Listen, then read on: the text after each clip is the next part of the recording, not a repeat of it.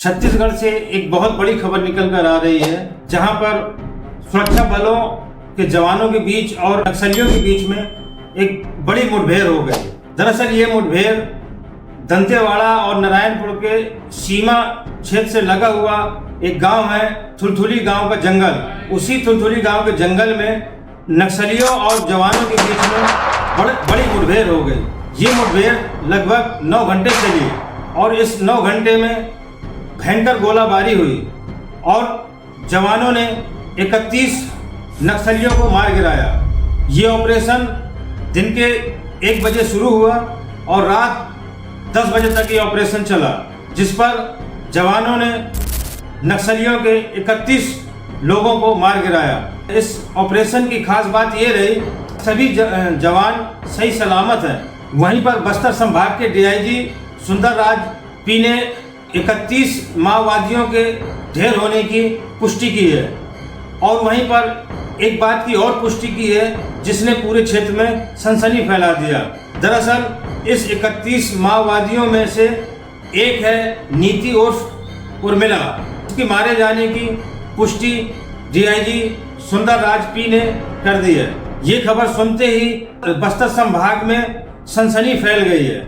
आखिरकार कौन है ये नीति उर्फ उर्मिला और कौन है ये डीआईजी सुंदरराज पी? जानने के लिए वीडियो के अंत तक बने रहें। दोस्तों, आपसे एक हम्बल रिक्वेस्ट है कि अगर अभी तक आपने मेरे चैनल को सब्सक्राइब नहीं किया तो प्लीज मेरे चैनल को सब्सक्राइब करें और बेल आइकन को प्रेस करें ताकि जब भी कोई नया वीडियो बने सबसे पहले आप तक पहुंचे। आदाब, नमस्कार, मैं हूं मुबीन खान। आज की जो सच्ची घटना की कहानी है वो है छत्तीसगढ़ के बस्तर संभाग की। दरअसल बस्तर संभाग में शुक्रवार के दिन डीआरडी और एसटीएफ के जवानों ने मिलकर एक बड़ा सर्च ऑपरेशन किया, जिस पर नक्सलियों से मुठभेड़ हो गई और उस मुठभेड़ में जवानों ने नक्सलियों के 31 लोगों को मार गिराया।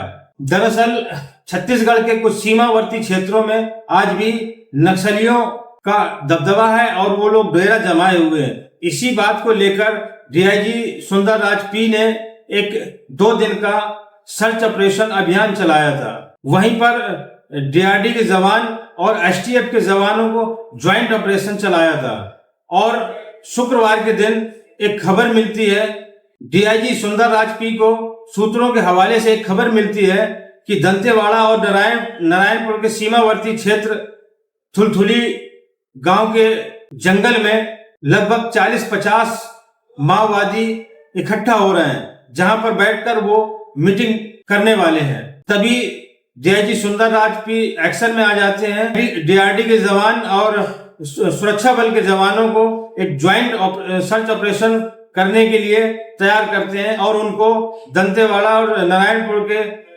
सीमावर्ती क्षेत्र में ऑपरेशन के लिए भेज दिया जाता है, जहां पर थुलथुली गांव के जंगल में माओवादियों से मुठभेड़ हो जाती है। ये मुठभेड़ लगभग 9 घंटे तक चलती है और इस 9 घंटे के चले ऑपरेशन में जवानों को एक बड़ी सफलता मिलती है। यहां तक कि कहा गया है कि ये अब तक का छत्तीसगढ़ में सबसे बड़ा एक ऑपरेशन था, बल्कि छत्तीसगढ़ ही नहीं, माओवादियों के खिलाफ देश में सबसे बड़ा ऑपरेशन था। वहीं पर ढेर हुए सभी नक्सलियों के डेड बॉडी को जवान अपने कंधों पर लादकर जगदलपुर मुख्यालय आ जाते हैं। दरअसल ये जगदलपुर बस्तर संभाग का मुख्यालय है। इस बस्तर संभाग में 9 जिले आते हैं। जहां पर जो ऑपरेशन हुआ ये भी बस्तर संभाग के ही जिले थे, दंतेवाड़ा और नारायणपुर। और जितने भी मुठभेड़ में माओवादी मारे जाते हैं उनको सभी माओवादियों की डेड बॉडी को अपने कंधे पर जवान रखते हैं और उनको वहां से पैदल लेकर मुख्यालय आ जाते हैं। इतनी बड़ी कामयाबी को देखते हुए छत्तीसगढ़ के सीएम साय ने एक इमरजेंसी बैठक करते हैं और उस बैठक में पुलिस के आला अधिकारियों और अपने अहम मंत्रियों को भी बैठक में शामिल करते हैं और इस सक्सेसफुल ऑपरेशन होने पर वो जवानों को बधाई भी देते हैं और सफलतापूर्वक ऑपरेशन को खत्म करने के लिए उनकी पीठ भी थपथपाते हैं और कहते हैं कि हम तो बहुत पहले से इन माओवादियों को कहते चले आए ये हिंसा का रास्ता छोड़ दो, लेकिन वो मानने को तैयार नहीं है और आज उनका अंजाम ये हुआ।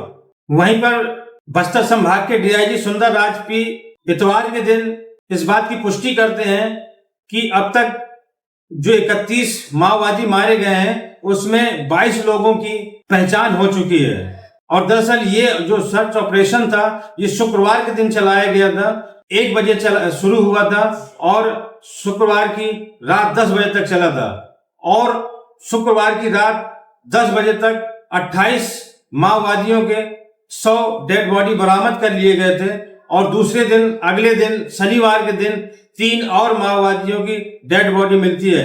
कुल मिलाकर अभी तक 31 माओवादियों की डेड बॉडी मिली है, जिनमें से 22 लोगों की पहचान हो चुकी है।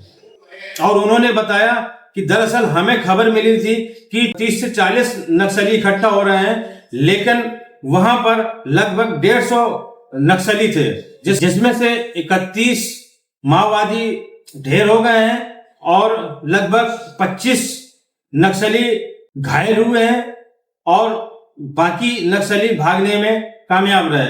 इसी को देखकर उन्होंने लगभग 350 जवानों की टोली बनाई थी जिनको सर्च ऑपरेशन पर भेजा था। डीआईजी सुंदर राज पी ने यह भी खुलासा किया है कि दरअसल जो 31 में से 22 लोग हैं उनकी जो पहचान हुई है वो माओवाद के प्रमुख सदस्य थे। इनमें से सबसे जो प्रमुख सदस्य थी नीति उर्फ उर्मिला, जिसके ऊपर 25 लाख रुपए का इनाम घोषित था। नीति उर्फ उर्मिला महिलाओं की टॉप लीडर थी जिसको पुलिस को काफी दिनों से तलाश थी। ये नीति उर्फ उर्मिला बीजापुर जिले के एक थाना है गंगलूर, उसी थाना क्षेत्र का एक गांव पड़ता है हिरमा-गुंडा, उसी गांव की ये रहने वाली है और ये माओवादियों की महिलाओं की टॉप लीडर थी जो इस मुठभेड़ में मारी गई। वहीं पर एक और माओवादी की पहचान हुई है जो नंदू मंडावी के नाम से फेमस था और उस पर 10 लाख रुपए का इनाम घोषित था। जबकि एक और माओवादी की पहचान सुरेश सलाम उर्फ जनकू की है जिस पर 8 लाख रुपए का इनाम घोषित था।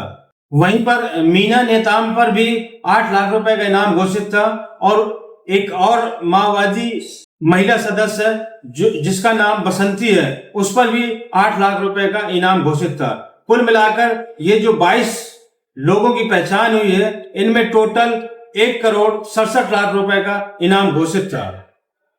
डीआईजी सुंदर राज पी ने यह भी बताया कि इन 31 लोगों में मारे जाने वालों की संख्या, पुरुषों की संख्या 18 है और महिलाओं की संख्या 13 है। और वहीं पर डीआईजी सुंदर राज पी ने यह भी खुलासा किया कि 2024 में अब तक 188 माओवादी मारे जा चुके हैं, जिसमें 706 लोग गिरफ्तार किए जा चुके हैं और उनमें 733 लोग अब तक आत्मसमर्पण कर चुके हैं। वहीं पर डीआईजी सुंदर राज पी ने एक और खुलासा किया है कि इन माओवादियों के पास से फुल्ली ऑटोमेटिक हथियार भी भारी मात्रा में बरामद हुए हैं, जिनमें AK-47, LMG, SLR और इंगास जैसे आधुनिक हथियार मिले हैं। दोस्तों, आपको ये वीडियो कैसा लगा कमेंट देकर अपनी राय जरूर दें और ये भी बताएं कि आप ये वीडियो कहां से देख रहे हैं और वीडियो को ज्यादा से ज्यादा लाइक शेयर करें और अगर फेसबुक पर देख रहे हो तो पेज को फॉलो करें। मिलते हैं अगली वीडियो में नई कहानी के साथ। जय हिंद।